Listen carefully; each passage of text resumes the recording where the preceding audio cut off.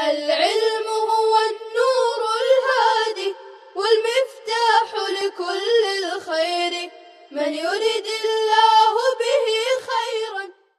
بسم اللہ الرحمن الرحیم. الحمد للہ رب العالمین والصلاة والسلام علی رسولہ الکریم. اما بعد. باب الرکازی کی عبارت ملاحظہ فرمائیں. هو المال المرکوز فی الارض مخلوقا كان او موضوعا والمعدن ما كان مخلوقا والکنز ما كان موضوعا. ترجمہ ملاحظہ فرمائیں.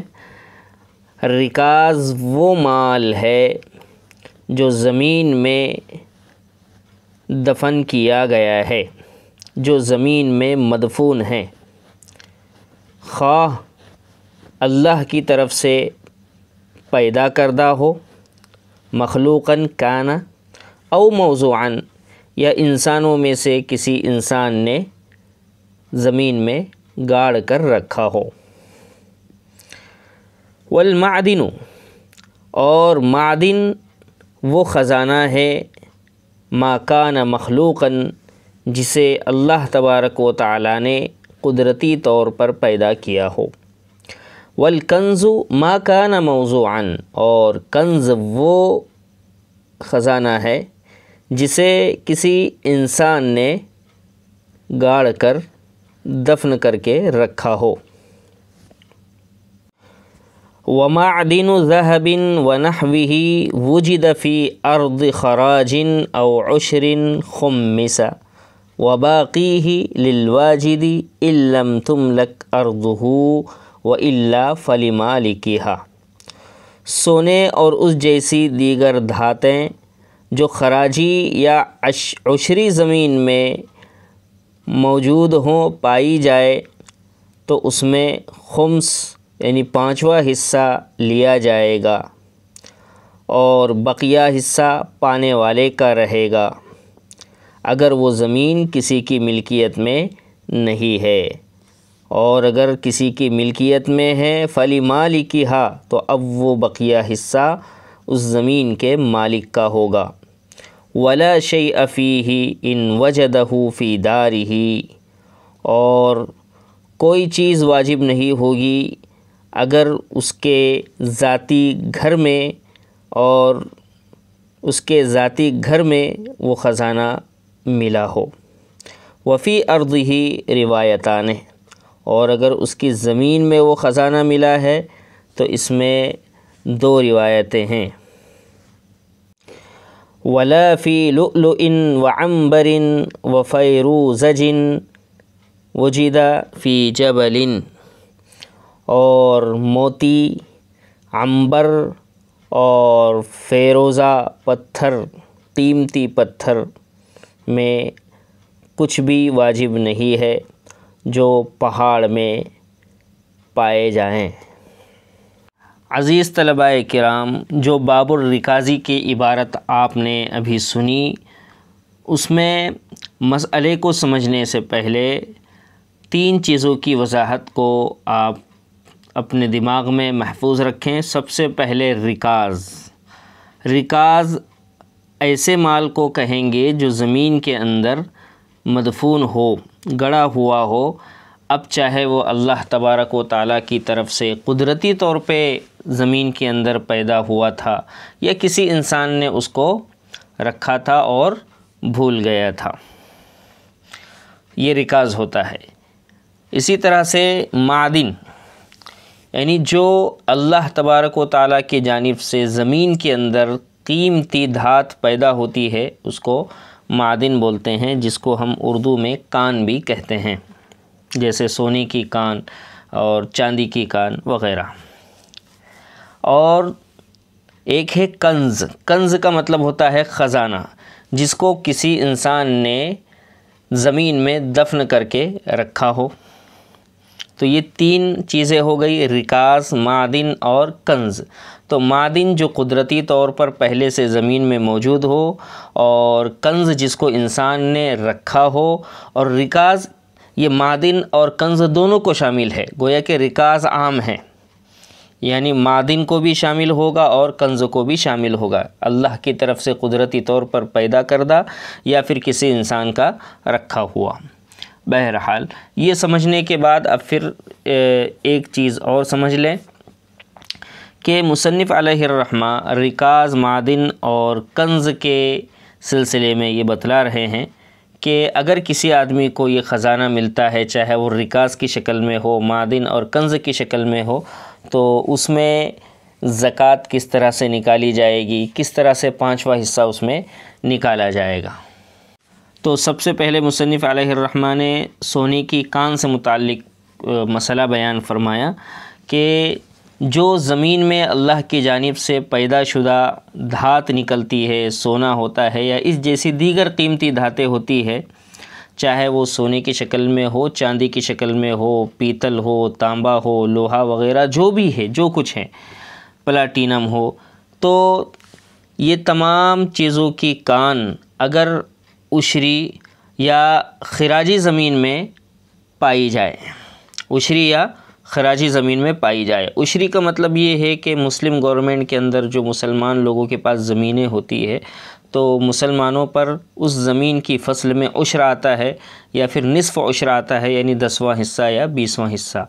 اور اگر وہی زمین کسی ذمی کے پاس ہوتی ہے، کسی غیر مسلم شہری کے پاس جو مسلم گورنمنٹ میں رہتا ہے، تو اس سے اس زمین کا عشر نہیں بلکہ خراج اور ٹیکس وصول کیا جاتا ہے، تو ایسی زمین کو خراجی کہا جاتا ہے۔ تو مسلمان کے پاس ہے تو عشری، اور کسی کافر کے پاس کی زمین ہے تو وہ خراجی اور ٹیکس والی زمین کہلاتی ہے۔ تو اگر عشری یا خراجی زمین میں وہ دھات ملتی ہے تو اس میں سے جو امام المسلمین ہیں، جو مسلم بادشاہ ہے، وہ خمس یعنی 5واں حصہ وصول کرے گا، اور یعنی کل دھات کے جتنا بھی اس معدن میں، اس کان کے اندر جتنا بھی خزانہ وصول ہوا ملا ہے، تو اس کو 5 حصوں میں تقسیم کیا جائے گا، 5 حصوں میں ڈیوائیڈ کریں گے، اور پھر اس کے بعد اس کا 5واں حصہ یہ بیت المال میں امام المسلمین کے پاس جمع کیا جائے گا، اور جو بقیہ 4 حصے بچیں گے تو وہ اس شخص کو دیے جائیں گے جس کو وہ خزانہ ملا ہے۔ یہ اس صورت میں ہے جبکہ وہ زمین جس میں اسے خزانہ ملا وہ کسی کی ملکیت میں نہیں تھی، مطلب ایک عام زمین کے اندر وہ خزانہ اسے ملا ہے۔ اور اگر کسی کی ملکیت والی زمین کے اندر اسے وہ خزانہ ملا، کان وہاں پر پائی گئی، تو اب ایسی صورت میں وہ بقیہ 4 حصے مالک زمین کے ہوں گے، پانے والے کے نہیں ہوں گے۔ پہلی صورت میں پانے والے کو ملیں گے جبکہ وہ زمین کسی کی ملکیت میں نہ ہو، اور اگر وہ زمین کسی کی ملکیت کی ہے تو اب وہ بقیہ 4 حصے اس کے مالک کے ہوں گے۔ اور آگے پھر ایک وضاحت اور فرمائی کہ اگر یہ معدن اور کان گھر میں ملتی ہے، کسی کے گھر میں کھودا گیا اور وہاں پر ایک خزانہ ملا، تو اب اس میں خمس وغیرہ کچھ بھی واجب نہیں ہوگا، بلکہ پورا کا پورا خزانہ یہ گھر کے مالک کا ہی رہے گا۔ اب یہ تو گھر کا مسئلہ تھا، لیکن اگر کسی کی زمین تھی، مکان کے علاوہ کوئی اور زمین تھی جہاں پر کھیتی وغیرہ کی جاتی ہے، تو وہاں پر اگر معدن اور کان نکلی، اس میں خزانہ نکلا، دھات نکلی، تو اب امام اعظم ابو حنیفہ رحمۃ اللہ علیہ کے مسلک میں 2 روایتیں موجود ہیں۔ ایک تو وہی روایت جو اوپر ذکر کی گئی کہ اس میں خمس لیں گے اور بقیہ 4 حصے مالک زمین کے ہوں گے، ظاہر روایت بھی یہی ہے اور صاحبین کا قول بھی یہی ہے، اس اعتبار سے یہ قول کیا ہے، مفتہ بھی ہے۔ اور ایک دوسری روایت بھی ہے جس میں لکھا ہے کہ خمس واجب نہیں ہوگا بلکہ پورا مال یہ مالک کی ملکیت ہوگا، لیکن چونکہ ظاہر روایت اور صاحبین کا قول بھی پہلی والی روایت ہے، اس واسطے مفتہ بھی قول اسی کو مانا جائے گا، یعنی خمس نکال کر بیت المال میں جمع کر کے اور بقیہ 4 حصے زمین کے مالک کو دیے جائیں گے۔ اب اس کی کیا وجہ ہے؟ جیسے مکان کے اندر خزانہ ملنے پر مکان مالک ہی اس کا مکمل طور پہ مالک بن جاتا ہے، متصرف بن جاتا ہے، تو ایسے ہی جو زمین اس کی ہوتی ہے وہ بھی اپنے تمام حصوں اور اجزاء کے ساتھ میں اس مالک کی ملکیت میں ہوتی ہے۔ اور جو کان اور خزانہ اس میں نکلتا ہے معدن کی شکل میں، وہ بھی زمین کا ایک حصہ اور جز ہوتا ہے، لہٰذا وہ تمام کا تمام اس مالک کی ملکیت ہوگا۔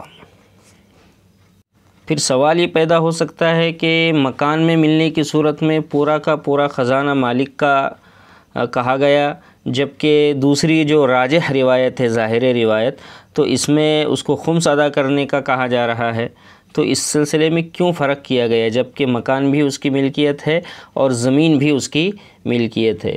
تو اس کا جواب یہ دیا جا سکتا ہے کہ مکان اور زمین میں فرق ہے۔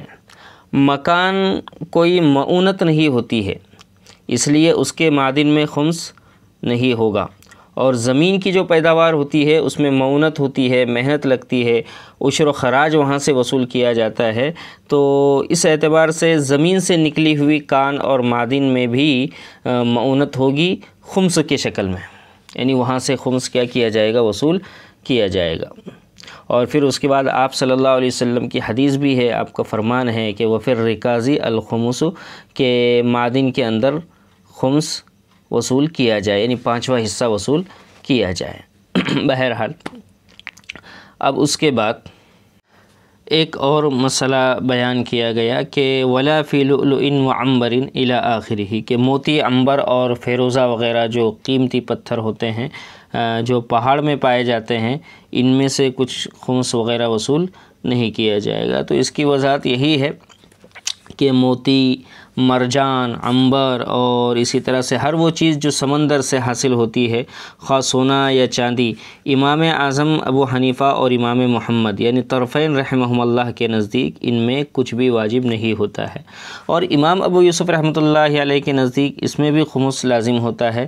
کیوں؟ اس لیے کہ وہ فرماتے ہیں کہ عمر بن عبدالعزیز رحمۃ اللہ علیہ نے عنبر میں خمس لیا ہے، اور حسن بصری رحمۃ اللہ علیہ کا بھی یہی مذہب ہے۔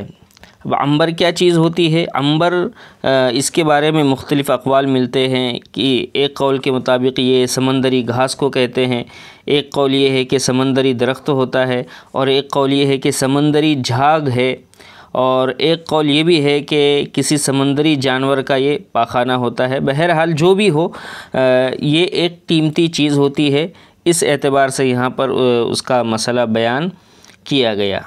اسی طرح سے فیروزہ یہ ایک پتھر ہوتا ہے جو بہت زیادہ قیمتی ہوتا ہے، تو اگر یہ سمندر کے کنارے یا پہاڑ وغیرہ کے اندر پائے جائیں تو ان میں بھی خمس لازم نہیں ہوگا۔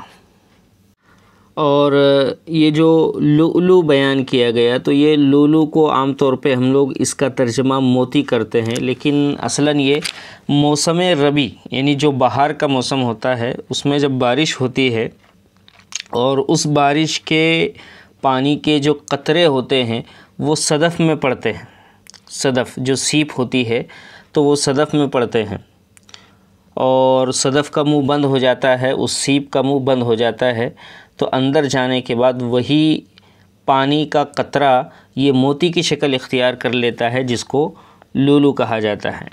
اور بعض جگہ یہ بھی لکھا ہے کہ صدف ایک قسم کا جاندار ہوتا ہے جس میں لؤلؤ پیدا ہوتا ہے۔